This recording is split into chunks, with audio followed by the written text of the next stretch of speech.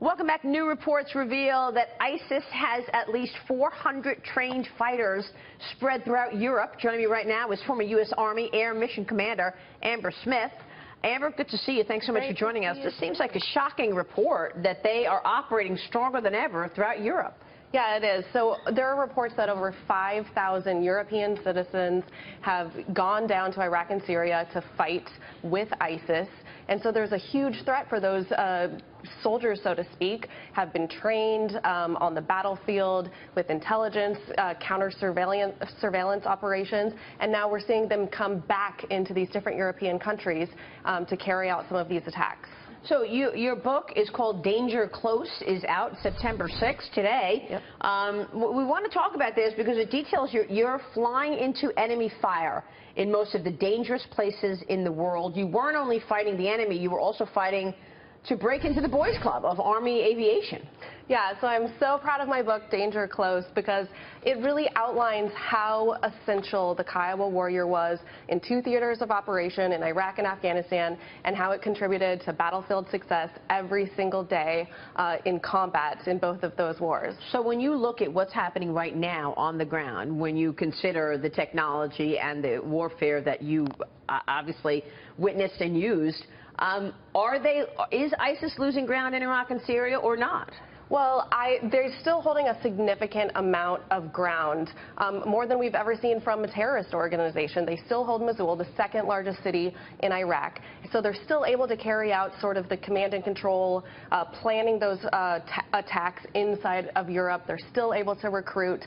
So until we sort of disrupt those operations in the territory that they are holding in Iraq and Syria, they're still going to be able to move forward and plan and conduct those attacks. One story in your book describes flying security for Air Force One in Afghanistan. Tell us about that. You know, that was one of the last missions that I got to do in 2008 when I was in Afghanistan. It was a super secret mission. None of us knew what we were doing. It was actually supposed to be one of my days off, and instead they told me I had to fly. And when I got into for my mission brief that night, they said, "You're flying Air Force One. It's a surprise mission. President Bush is flying in straight from Iraq when the shoe incident happened, when they threw the shoe. Yeah, right, sure. He did a surprise trip, follow-on trip to Afghanistan to see President Karzai. So we got to fly aerial security for Air Force One.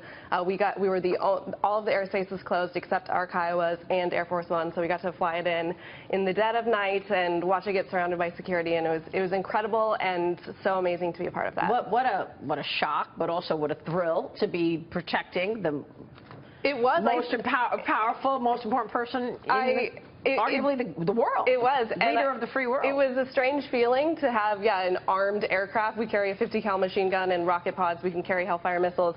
So it was, security's tight around the president. So it was interesting that, and a once in a lifetime experience that we were the ones with the weapons at that point protecting the president. What do you think the Air Force wants to hear from the next president of the United States?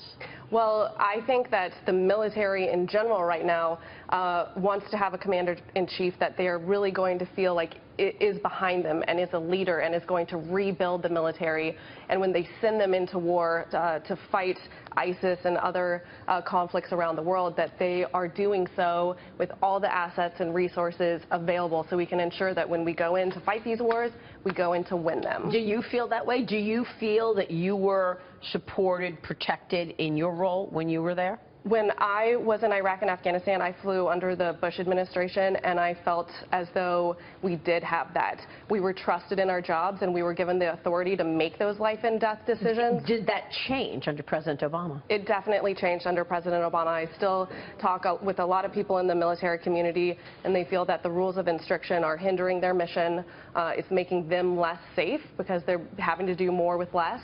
And it puts a lot of Americans' lives in danger when you send them into war with their hands tied behind their back. So it's not just what President Obama says, it's actually what he's doing in terms of the policies, the number of troops, the amount of equipment. Exactly. So when President Obama makes it very political, our military, our men and women in uniform are the ones that have to go into those combat zones and fight with all of those restrictions placed upon them.